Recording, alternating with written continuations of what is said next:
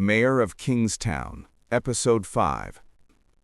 This episode focuses heavily on the disastrous aftermath of the prison transfer, Mike's increasingly desperate situation with Bunny, and the dangerous hunt for Milo's bearer bonds worth $14 million.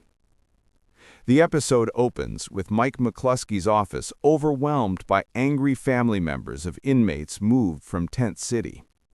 Bunny's cousin, Rhonda, confronts Mike, forcing him to admit he has no idea where Bunny is, only that the inmates were transferred to 4 different locations.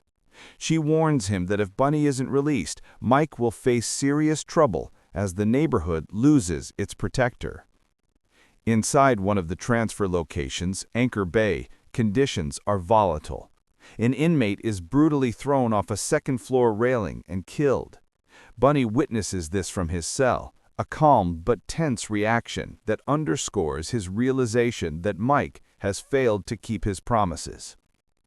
Carney calls Mike, confirming he doesn't know the leader's whereabouts, but spots the heads of the Bloods and the Aryan Brotherhood at Anchor Bay.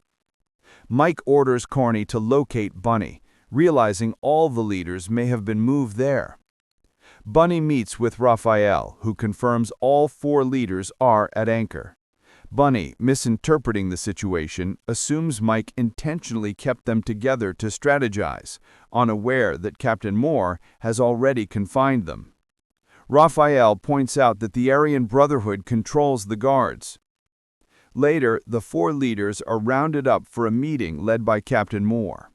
Moore warns them against causing trouble and makes it clear Mike can't fix things now.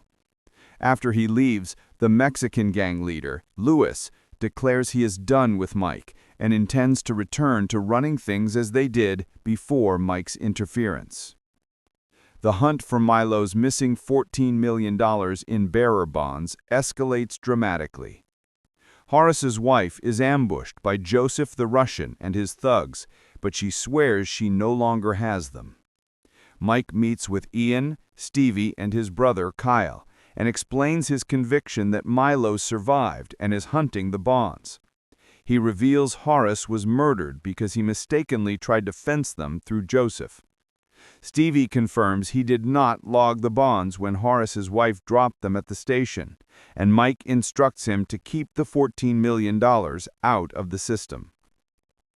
Kyle urges Mike to let Milo cash out and leave Kingstown, arguing they should focus on getting Bunny released.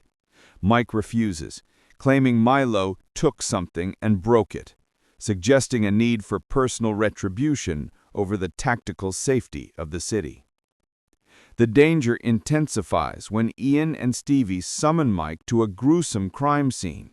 Horace's wife has been hung with a metal chain. Mike is certain she talked before she was killed.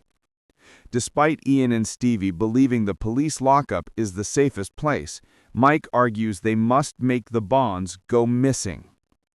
Kyle is cleared for duty, but his wife, Tracy, advises him not to return to work yet, sensing he needs time to heal. Meanwhile, Carney confronts Captain Moore about a Tent City transfer who is on life support. Carney reveals the inmate is one of the 3 prisoners Moore brutally assaulted during the riot, essentially warning Moore that the prison is now responsible for the damage.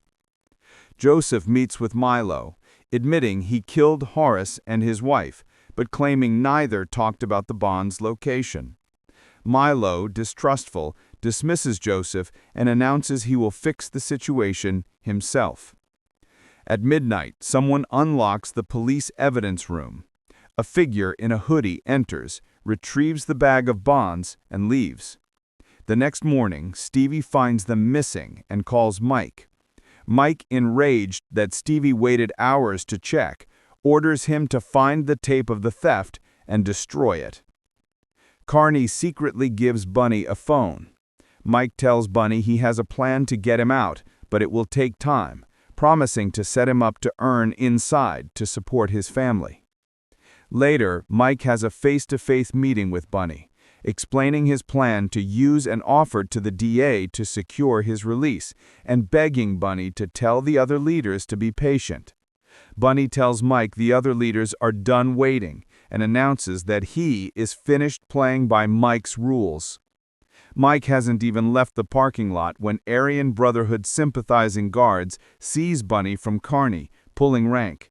They violently beat Bunny and throw him into the kill box, or solitary confinement, claiming Gunner ordered his removal from the floor. As Mike spots black smoke rising over the prison, the violence erupts.